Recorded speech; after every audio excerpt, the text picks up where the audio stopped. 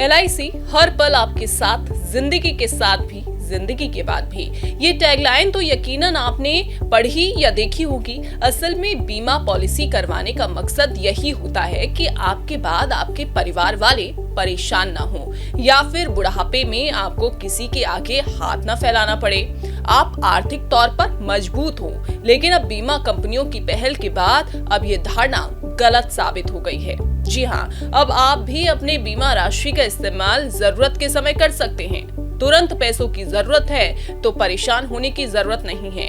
आप अपने बीमा कंपनी के ऑफिस में जाकर अपनी बीमा पॉलिसी सरेंडर करवाए बिना ही सस्ती दरों पर पर्सनल लोन ले सकते हैं। इससे न तो आपको अपना सिविल स्कोर दिखाने की जरूरत है और न तो डॉक्यूमेंटेशन की। ये सब इतना आसान है कि इसने बैंकों की चिंता बढ़ा दी है। आपको जानकर हैरानी होगी कि पॉलिसी धारकों को पर्सनल लोन उपलब्ध कराने के मामले में बीमा कंपनियां अब बैंकों को कड़ी टक्कर दे रही हैं। फाइनेंशियल ईयर 2024-25 में बीमा कंपनियों ने पॉलिसी के बदले दिए जाने वाले सुरक्षित पर्सनल लोन में 25% से अधिक का इजाफा किया। वहीं म्यूचुअल फंड के बदले मिलने वाले लोन की मांग कमजोर दिखी।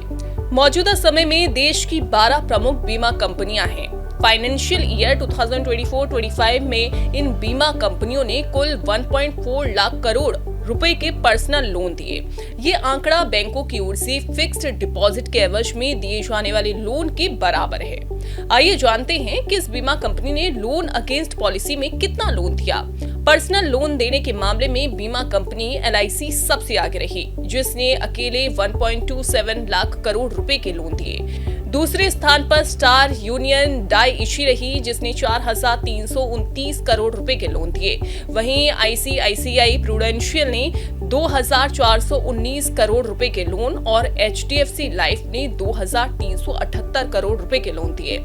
इसके अलावा आदित्य बिरला सन ने 712 करोड़ रुपए के, टाटा AIA ने 702 करोड़ रुपए के और SBI लाइफ इंश्योरेंस ने 451 करोड़ के, PNB मेटलाइफ ने 359 करोड़ के, रिलायंस निपॉन ने 213 करोड़ रुपए के, कोटक लाइफ ने 169 करोड़ रुपए के, वहीं एजस फेडरल ने 34 करोड़ रुपए के लोन दिए।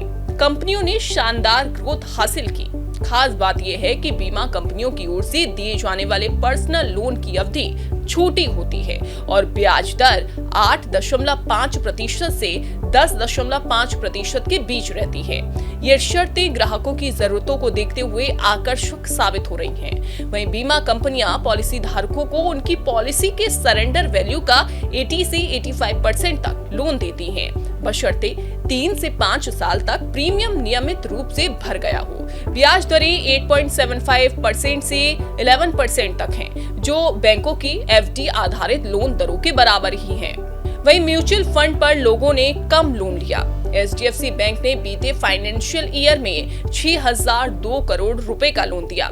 ICICI बैंक ने 4,208 करोड़ का, एक्सिस बैंक ने 2,675 करोड़ रुपए का, कैनरा बैंक ने 1,411 करोड़ रुपए का, यूनियन बैंक ने 292 करोड़ रुपए का, बैंक ऑफ इंडिया ने 186 करोड़ रुपए का, बैंक ऑफ बड़ौदा ने 60 करोड़ रुपए का, IDFC फर्स्ट बैंक ने 18 करोड़ रुपए का लोन दिया।